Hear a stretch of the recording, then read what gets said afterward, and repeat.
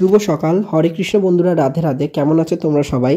আবার একটা নতুন ভিডিও নিয়ে আমি পুরঞ্জিত চলে এসেছি আড্ডা উইথ আকাশ চ্যানেলে। আজকে কিন্তু আমার জন্য খুবই আনন্দের দিন, কারণ আজ থেকে ঠিক 365 দিন আগে আর ননী সোনার কিন্তু প্রতিষ্ঠা হয়েছিল। ঠিক 1 বছর কেটে গেল আমার আজকের দিনেই কিন্তু ননী সোনার 1 বছর আগে প্রতিষ্ঠা হয়েছিল। তাই আমি ভেবেছি কি করব, ঠিক করতে পারছিলাম না। তাই ভাবলাম একটু স্পেশাল কিছু করা যাক ঠাকুরের জন্য। তাই দেখো এখানে চাঁদোয়া টাদোয়া টাঙিয়ে নিয়েছি। এই চাঁদোয়াটা আমি আর আকাশ কালীঘাটে গেছিলাম, তাই ওখান থেকে একটা দোকান থেকে কিনেছি। আর অনেক ভেবেছি ফুল দিয়ে, আর যেহেতু শীতকাল বিয়েবাড়ি চলছে তাই বিয়েবাড়ির ফুল দিয়ে সাজাবো ভেবেছিলাম। তাই দেখো ঝাউ গাছ হয় না বিয়েবাড়িতে সাজায়, সেগুলো কিনে এনেছি।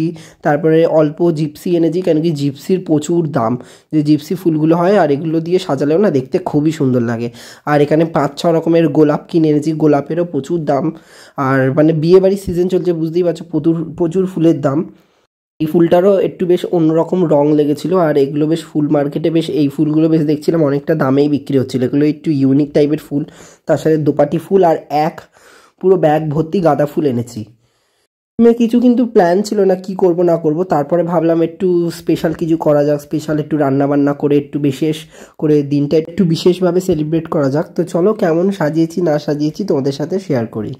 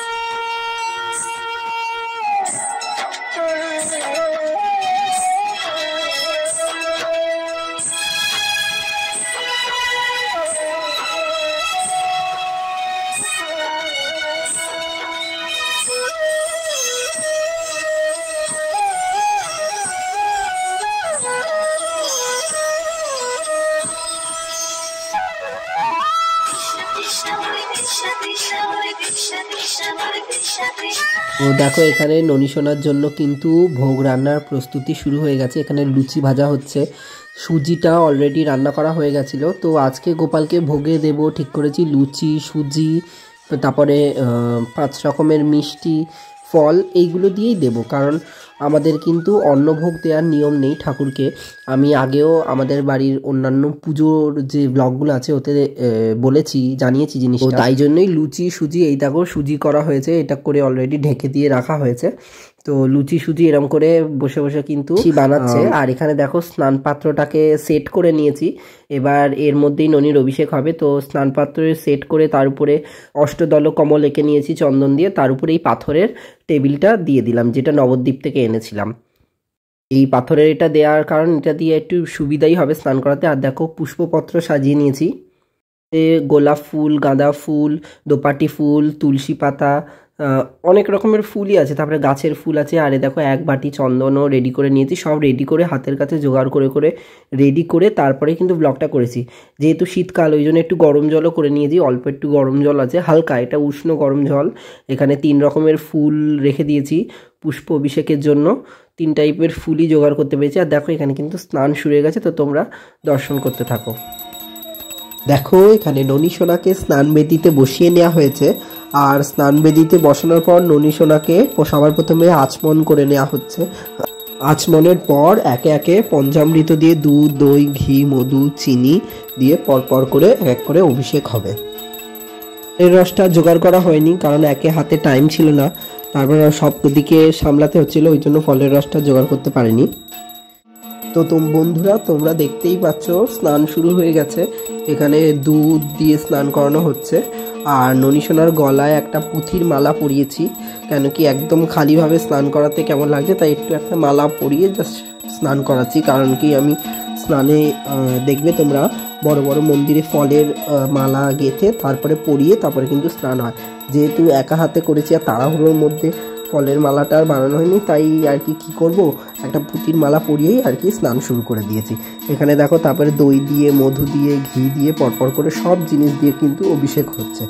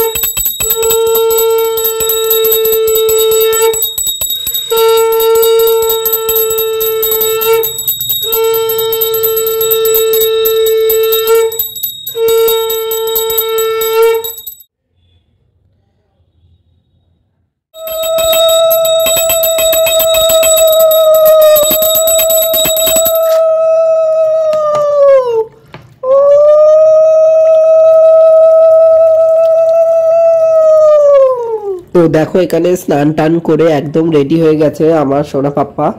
আর দেখো স্নানের শেষে পুষ্পাভিষেক করাচ্ছি, বিভিন্ন রকমের ফুল যেগুলো আগের থেকেই রেডি করে রেখেছিলাম, তো সেইগুলো দিয়ে স্নানের শেষে যেমন পুষ্পাভিষেক ঠিক তেমন ভাবেই কিন্তু লাস্টে পুষ্পাভিষেক করে স্নানটা সমাপ্ত করলাম। আর একদম জাস্ট চোখই সরানো যাচ্ছিল না, এত সুন্দর লাগছিল।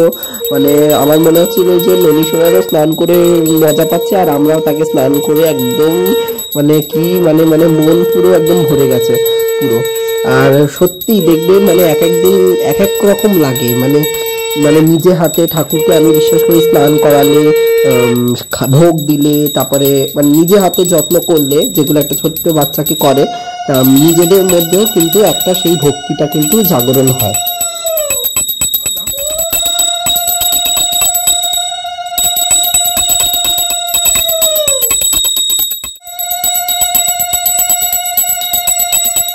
তো দেখো কত মিষ্টি লাগছে আর কত সুন্দর লাগছে আমার ননীশোনাকে।